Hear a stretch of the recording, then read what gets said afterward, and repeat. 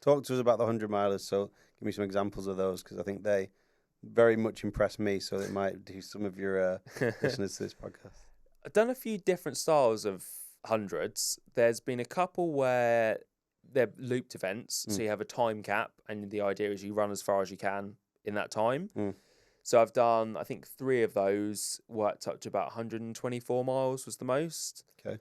Also done one a couple of times down in Cornwall. There's a race called the Arc of Attrition. Yeah, this is the one that always scares me. Yeah, it's generally considered normally the joint hardest 100 miler in England. Okay. It's joint with one called the Lakeland 100 in the Lake District.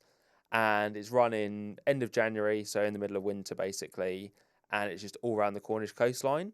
So I will say I've been fortunate for the fact that the last 2 Januaries, the weather's been pretty good for it. I think last year it dropped just below freezing for a bit overnight, but it was pretty dry. I mean, it was still at some point you're actually wasting mud and water, but yeah, the conditions on it have been a lot worse than that in the past. But that's been sort of that was my maybe not bucket list race, but I did it one year, completed it, and was kind of happy with my time, but knew I could do better, so I put a lot into training for that one last year to get under 24 hours for that one. Yeah.